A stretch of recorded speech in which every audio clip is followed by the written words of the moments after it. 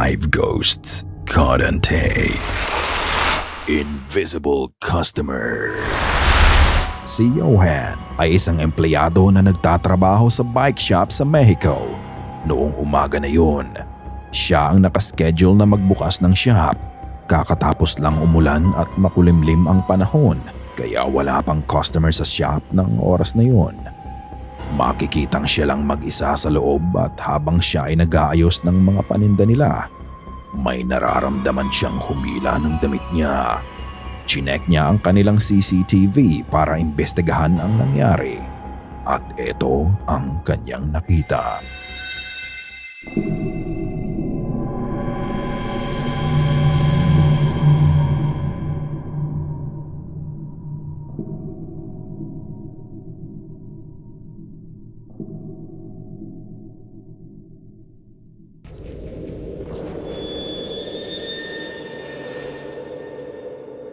Tahimik si Johan na nagtatrabaho at busy siya sa pag-aayos nang bigla na lang may humila sa hood na kanyang suot. Unti-unting gumalaw mag-isa ang kanyang hood na para bang may taong humahatak dito. Sabi niya sa CCTV parang bahagya lang itong gumalaw pero ramdam niya ang paghatak dito kaya napalingon agad siya sa likod niya nang maramdaman niya to. Pag-zoom out ng camera, you can see na wala siyang ibang kasama sa shop. Palaisipan pa din sa kanya ang nangyari hanggang ngayon. The school restroom. Ang video ng inyong mapapanood recorded sa loob ng isang paaralan sa US. This video was filmed by a male student who attends the school. Isang araw, tumakas siya sa kanilang klase at nagtago siya sa banyo ng paaralan. Doon siya naghintay at nagpalipas ng oras. Habang siya ay nasa banyo, nakadinig siya ng mga kaluskos at paggalaw. Mabilis niyang tinignan ang kanyang paligid pero wala siyang nakitang pumasok sa banyo. Nakaramdam siya ng kaba sa nangyari at dito niya inilabas ang kanyang cellphone para mag-record. Nah, y'all ever been in a bathroom skipping alone, bro? This shit is crazy. So I'm in here, bro, just alone, and it's like mad weird, bro. Cause like, what if there was some monster or some shit just pop up on me? That shit would be crazy, bro. But I don't know. Like, there's nobody in here. You can come out and shit. I don't even know, bro. But yeah, there's nobody right here, bro. But this shit's crazy, bro. I don't know, but that shit's mad weird. What the fuck? What the fuck? When he checked the stalls in the restroom, you can see that they were all empty. However, pagbalik niya malapit sa pinto ng banyo, ang stall sa dulo na dapat ay walang tao, bigla na lang may nagtulak pabukas nito. Sa pagbukas ng pinto ng stall, makikita ang maabong kulay na kamay at ito ay mabilis na bumalik sa banyo. Pagkatapos noon, isang mukha ang sumilip at ito ay sandaling tumingin sa estudyante. At bago pa siya tumakbo palabas ng banyo, makikitang muli ang paglabas ng unknown entity. Ito lang ang nag-iisang post niya sa kanyang page at hindi na natin alam kung ano pa ang mga sumunod na nangyari. Ano sa tingin niyo ang nakita ng estudyante at bakit lumabas ang strange entity sa banyo? Ikaw na ang humusga. Apartment Orb. Ang nag-post ng video na ito ay kakalipat lamang sa bagong apartment niya. Ayon sa kanya, may mga gabi na nakakarinig na lang sila ng malalakas na kalampag na nanggagaling sa loob ng apartment. Isang gabi, habang sila ay nagpapahinga na, narinig nila ang malakas na kalampag na nanggaling mula sa sala. Pinuntahan ng kanyang kasama ang sala para imbestigahan ang mga nangyayari pero wala naman siyang nakita. Dahil gusto niyang makasiguro na walang ibang tao ang nakakapasok sa apartment nila, tinignan nila ang ring footage nila. Naggulat sila sa kanilang nakita.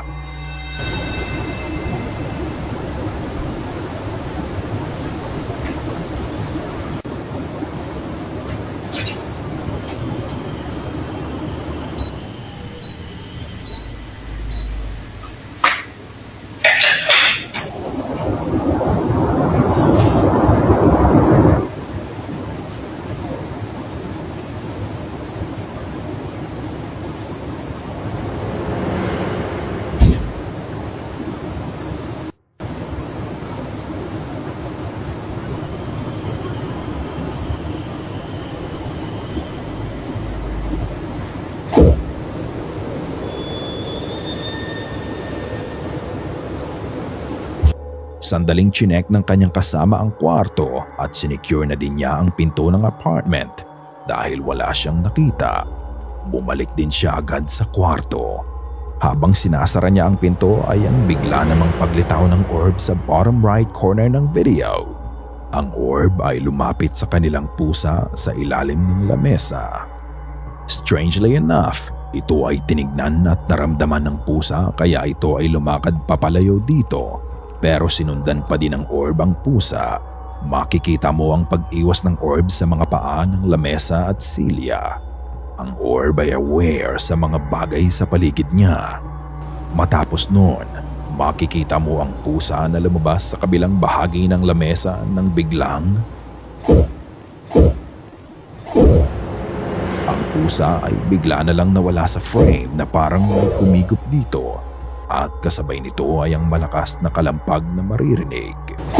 Bukod doon, may maliit na ilaw din ang bahagyang nabuo sa likod ng computer monitor.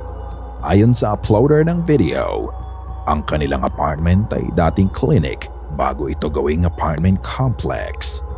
Ano sa tingin nyo ang orb na nagpakita sa video? Ito ba ay kaluluwa ng dating mga pasyente sa clinic? Ikaw na ang bahalang humusga. Mga ka-Goosebumps, may maliit na request ako sa inyo. Please help my clothing brand Verb Cypher grow sa social media. Please follow us here. I need your support more than ever. I'm hoping na mapalaki natin ang clothing brand ko na someday isa ito sa mga kilalang brand sa buong Pilipinas. I really appreciate your help. Thank you mga ka-Goosebumps. Saka huwag niyo kalimutan na gamitin ang coupon na Goosebumps50 para sa discount sa ating Goosebumps community. Night Round. Ang uploader ng video ay security guard sa isang kumpanya sa India. Isang gabi, ang mga kasamahan niya ay nagra-round sa paligid ng kanilang gusali. Ito ay isa sa kanilang mga routine na normal na nilang ginagawa. Tahimik ang gabi at makikita ang guard na umiikot sa gusali. Habang sila ay nag-iikot, ang isa sa kanila ay napahinto na lang nang may mapansin siyang kakaiba sa kabilang bahagi ng pader. Habang siya ay nagmamasid, naggulat na lang siya sa kanyang nakita.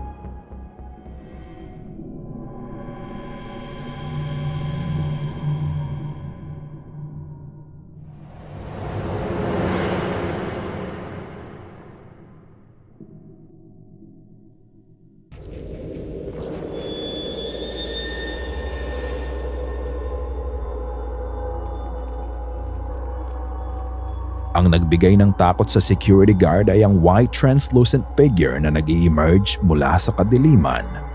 Ang figure na ito ay tumatakbo pababa ng hagdan.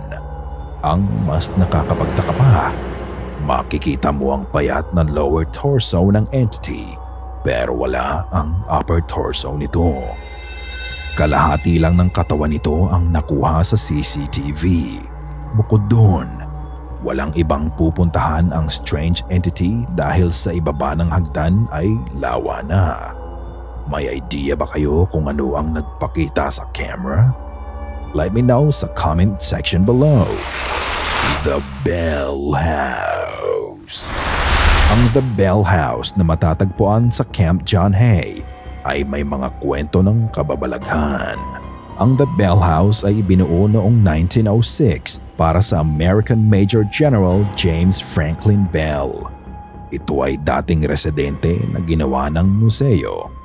Ayon sa ibang nakapunta na sa makasaysayang struktura na ito, ang bahay daw ay may kakaibang presensya na magbibigay sa iyo ng goosebumps. Isang TikTok user ang pumasyal sa Bell House nito lang Pebrero ngayong taon. Habang vinivideo nila ang loob ng bahay, makikita ang unti-unting pagbukas ng pinto sa harapan nila.